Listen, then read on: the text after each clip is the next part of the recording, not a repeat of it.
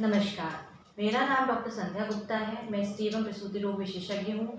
आज मैं आपसे बात करना चाहूँगी प्रेगनेंसी विद आरएच फैक्टर के बारे में, आरएच नेगेटिव प्रेगनेंसी के बारे में। जैसा कि आप सभी जानते हैं कि हम सभी के अंदर अलग अलग तरह के ब्लड ग्रुप्स रहते हैं। किसी पेशेंट का ए हो सकता है, बी हो सकता है, ए बी हो सकता है और ओ हो सकता है। इसके साथ में एक आरएच फैक्टर भी हमारे अंदर होता है। जिन लोगों में आरएच फैक्टर प्रेजेंट होता है उन्हें हम आरएच पॉजिटिव कहते हैं, और जिन पेशेंट में आरएच फैक्टर एब्सेंट होता है या नहीं होता है उन्हें हम आरएच नेगेटिव कहते हैं। तो जब कभी कोई प्रेग्नेंट पेशेंट हमारे पास फर्स्ट टाइम विजिट करता है तो सबसे पहले हमें उसका ब्लड ग्रुप चेक करना होता है। उसके ब्लड ग्रुप में अगर उसका ब्लड ग्रुप आरएच नेगेटिव है, चाहे फिर वो ए नेगेटिव हो, बी नेगेटिव हो, ओ नेगेटिव हो या ए बी नेगेटिव हो, तब हमें उसके फिर हस्बैंड का ब्लड ग्रुप चेक करना होता है। अगर हस्बैंड का ब्लड ग्रुप भी नेगेटिव है तो फिर हमें कोई टेंशन नहीं होता।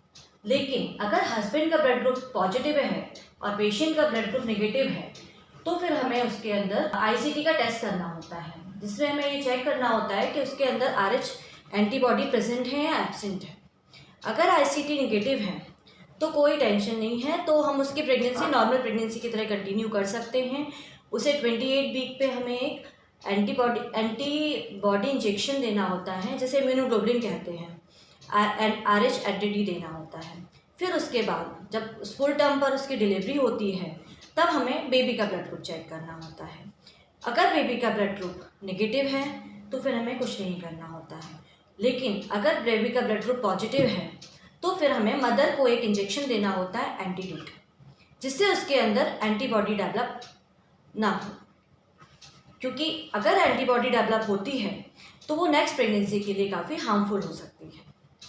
इसी तरह हम फर्स्ट प्रेगनेंसी में इस तरह से फॉलो करते हैं।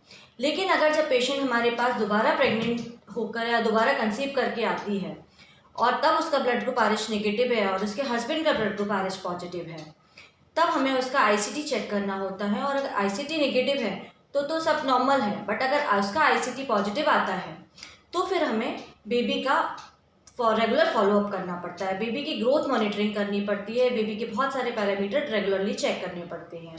क्योंकि अगर मदर की एंटीबॉडी बेबी के अंदर ट्रांसफ़र होती हैं तो वो बेबी के लिए काफ़ी हार्मफुल हो सकती हैं। बेबी में कई सारी प्रॉब्लम्स डेवलप हो सकती हैं। इसीलिए रेगुलरली उसका कलर डॉपलर करना होता है, मिडिल सेरेब्रल आर्टरी का रेजिस्टेंस देखना होता है, और सही समय पर उसकी हमें डिलीवरी करानी पड़ती है। इसीलिए अगर आप प्रेग्नेंट हैं और अगर आपका ब्लड ग्रुप आरएच नेगेटिव है तो आपको अपने डॉक्टर से मिलना चाहिए और आपका अपना रेगुलर फॉलोअप करवाना चाहिए। धन्यवाद। अगर आपको मेरा वीडियो पसंद आए तो उसे आप लाइक कर सकते हैं, मेरे यूट्यूब चैनल को सब्सक्राइब कर सकते हैं, और अगर आपकी कोई क्वेरी है, कोई सवाल है तो आप उसे मैसेज कर सकते हैं। नेक्स्ट वीडियो में उसका मैं रिप्लाई कर दूँगी। Thank you.